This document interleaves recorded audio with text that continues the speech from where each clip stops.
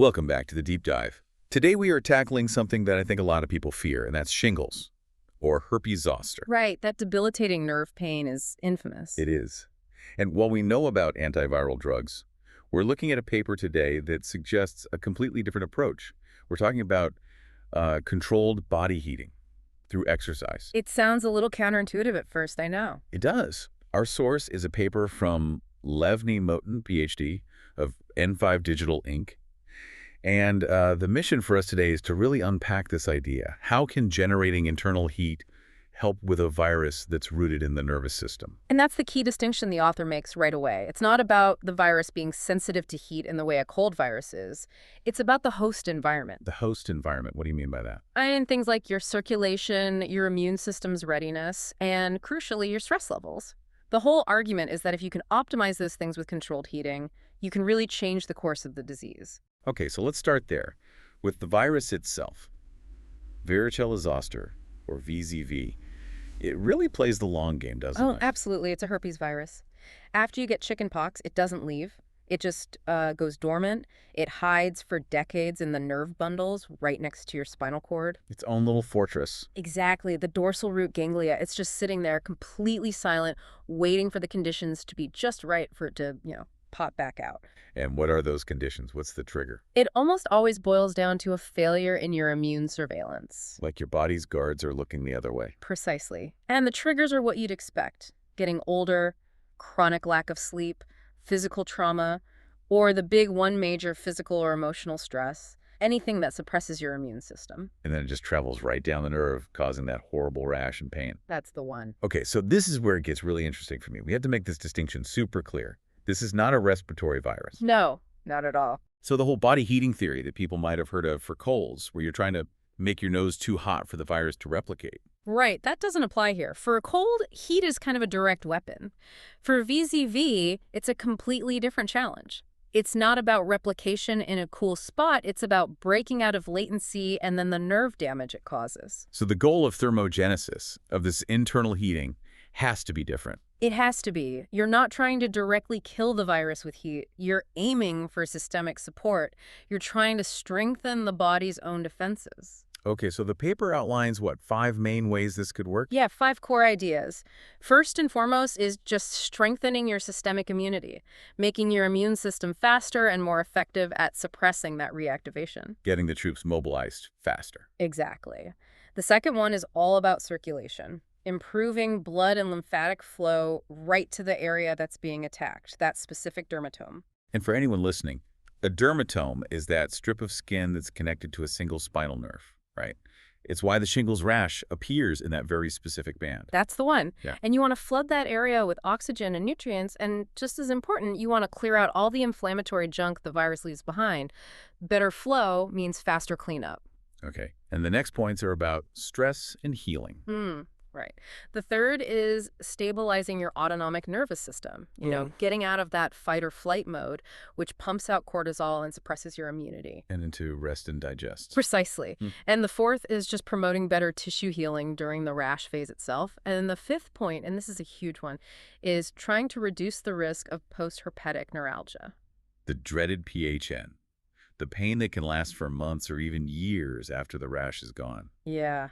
The thinking is, if you can make the initial attack shorter and less severe, you minimize the damage to the nerve in the first place. Less damage means a much lower chance of that chronic pain setting in. It's all about damage control in that critical early window. That's it. So this leads us straight into the mechanics. How does a moderate increase in body temp, from some light exercise, actually affect a virus that's hiding deep inside a nerve bundle? That's the million-dollar question, isn't it? It's not about the heat inhibiting the virus. It's about the heat being a catalyst for your immune system. A catalyst. Yeah. The paper points to a few pathways. First is immune activation.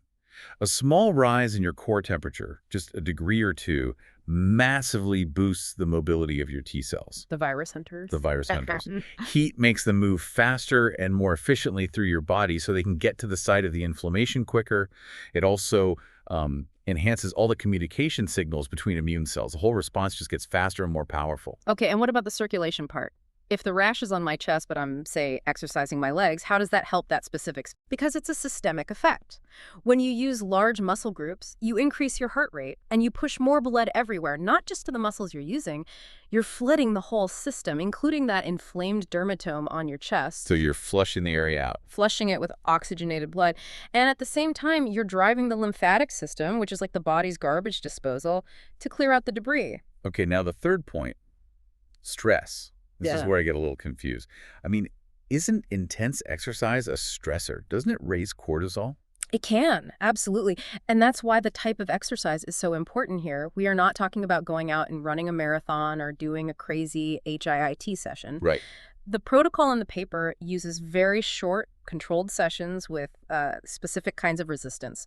The idea is to generate deep metabolic heat from the muscles without creating that huge cardiovascular stress load. It's a gentle, controlled heat up. Which bypasses that big adrenaline and cortisol spike. Exactly. It gently nudges your system back toward that calm, parasympathetic state. This sounds way more precise than just get some exercise. Let's talk about the actual application. Why active heating over, say, passive heating? Like, why not just sit in a sauna or use a hot pack? Because passive heat is mostly surface heat. A sauna feels great, it's comforting, but it doesn't do as much for those deeper systems we're talking about. Like T-cell mobility and lymphatic drainage. Right. Active internal heating from your muscles links that temperature rise directly to increased blood flow, muscle activation, and that autonomic balance. It's an integrated response. It's doing everything at once. And the paper mentions a specific tool for this, the isotone device. It does. It favors it because it's designed to create that deep heat rapidly using adaptive resistance, but without high impact. Which is critical if you have a painful rash. Absolutely critical. You need to work big muscles to get the heat and the lymph moving, but you cannot be rubbing, stretching, or putting any pressure on that incredibly sensitive skin and nerve. This tool allows for that. So let's walk through the protocol. Say I'm listening and I feel that first telltale tingle of shingles. What do I do? The first principle is always, do not irritate the area.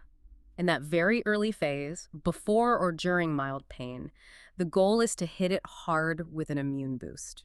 So multiple short sessions a day, 3 to 5 minutes. Of what? What kind of movements? Things like a front press, a high press, light squats, something that gets the big muscles working and gets you feeling comfortably warm, not sweaty and exhausted, just warm. Okay, and then the rash appears.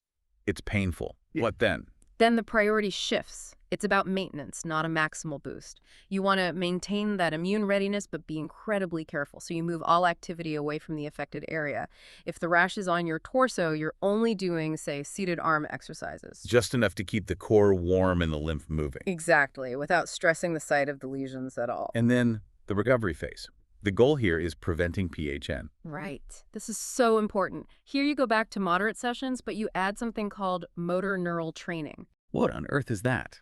It sounds complex, but it's just very slow, deliberate muscle contractions. Like you squeeze a muscle for 10 seconds, then you release for 10 seconds. Why so slow? It's about retraining the nerves. Yeah. You're supporting nerve healing with that sustained blood flow, and you're also providing this calm, controlled input to the motor nerves.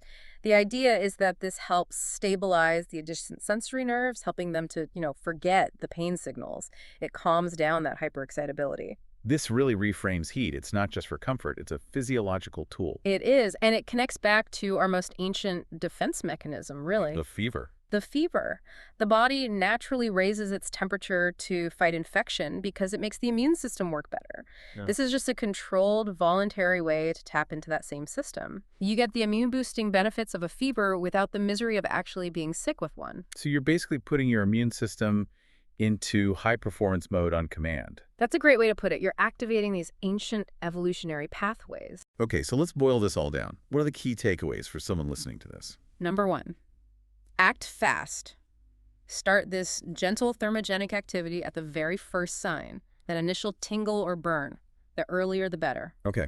What's number 2? Number 2, never, ever irritate the affected area. No exercise, no massage, nothing that puts direct stress on that dermatome until it's totally healed. And the third point, which I think is a really important one. It's vital. This is a complement to standard medical care, not a replacement.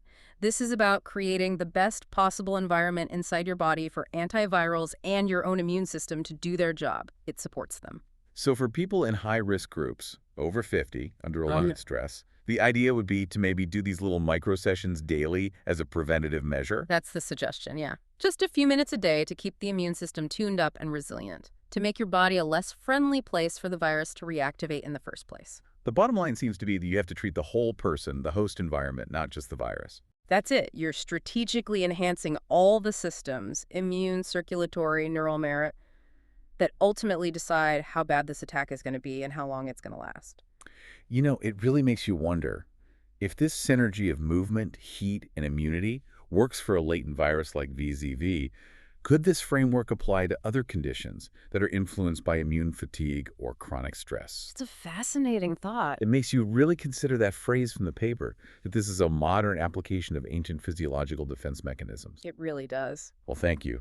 That was an incredibly deep dive. Fantastic and very practical framework to think about. We'll see you next time.